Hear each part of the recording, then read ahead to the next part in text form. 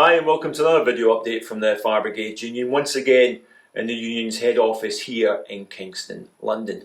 We're joined by General Secretary Matt Wrack to discuss the recent pay offer received from fire service employers, and specifically in regard to two very important elements of FBU membership, namely our RDS members and our control staff members. Now Matt, as I said, this is the pay agreement that's been tabled by the employers and which is currently out for consultation. There's a number of paragraphs in it, so it's not just about a 7% pay increase and then a 5% pay increase for the following year. There are specific points in regard to retained duty system firefighters and firefighters control. Let's deal with the control element first. So this is to inform the National Joint Council on the matter of the pay differential. It's proposed that a joint job evaluation process is taken up in regard to control staff. So, if this is agreed, when would this job evaluation process actually begin? Yeah, Tam, these are two important areas, as you say, and just to put the control one in context, obviously there are differentials between firefighters control and operational firefighters. The union has policies on it. We've fought campaigns before in 2002-3, and we've got a policy. Our most recent conference said we should try to narrow that gap.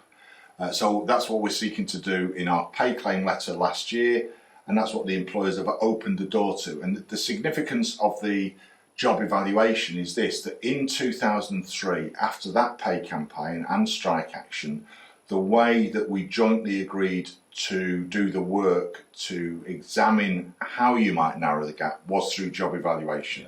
So that's an external process that you come in, look at the work that different people do and assess that, and that did lead to a narrowing of the gap. So we know that control jobs have changed since 2003.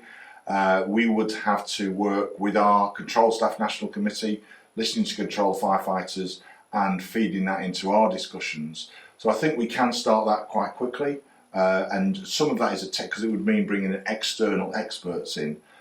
So we would have quite a straightforward plan, I think, to develop to deal with that issue. Okay, Matt, so there'd be an external body looking at this, but importantly, it would involve our control member representatives. Absolutely, we've got a national committee that represents control members across the UK. They need to play a key part in this work. Okay, Matt. Now this is a slightly more complex area, and that's in regard to our FBU members in the retained duty system, a really important area of our membership. Now this once again talks about, if this is agreed, commitment to a joint working group to review the retained duty system pay and rewards package, and then it talks about membership of the group, schedule of dates and concluding its work within 8 months. Now, what issues is the FBU intending to take forward into this group if it does proceed, and how would we deal with it? Well, I think, Tam, first of all, we've got to look at what are the problems facing retained firefighters. We know that it's the area of the fire services that's got the biggest problem with recruitment and retention, and that's for I think the following reasons: that the way retained firefighters are paid does rely on the number of calls that are attended, for example. And what we've seen in the fire service is a decline in the number of calls, and some cases deliberately targeted by the employer, by the fire and rescue service, to drive down calls. And of course that then affects the earnings of retained firefighters. So it's a very important issue for our retained members. They're hit double. They're hit first of all by the lower pay increases we've had anyway, and then by the falling call numbers. So therefore the annual retaining fee has become very important. That's why we raised that within the claim letter, and it's addressed in the employer's response. So again, I think there are specific issues that we need to take account of. I think it's useful that they've agreed a timeline and a mechanism for discussing, or proposed a timeline and a mechanism for discussing it. What we need to do as a union is again ensure that our retained members have their say and are involved in that process. So we've got the National Retained Committee, representatives of retained firefighters across the union. They need to play a key part with national negotiators, sitting down with the employers, but from our side, actually identifying what are the arguments, what's the evidence, how do we make the best case on behalf of retained firefighters to improve pay and conditions for retained firefighters as part of this process. Yeah, no, absolutely, Matt. Now, it is very easy, it's quite easy to get cynical about joint working groups, but I suppose the importance is, for the first time, this has been included in the employer's pay offer. I mean, that is significant, isn't it? It is, in that, look, and retained firefighters will have seen other reviews of the retained duty system and so on, or on call as it's increasingly called by employers. But there have been reviews by central government, by Chief Fire Officers Association, National Fire Chiefs Council and so on.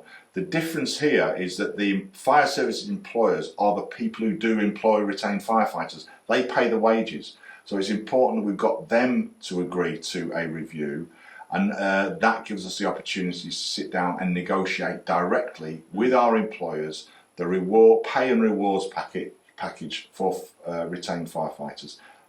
It doesn't guarantee anything, and I need to be clear about that, but it is a door that is open to allow us to have those discussions. We need to then explore that. And just to be clear, Matt, once again, retained duty system firefighters, FBU officials who work that system will be involved in these talks? Absolutely. We have a National Retained Committee. They need to be fully involved in the discussions if we agree to go down this road. Okay, Matt. Now, once again, we're going to have a lot of Firefighters Control FBU members watching this video.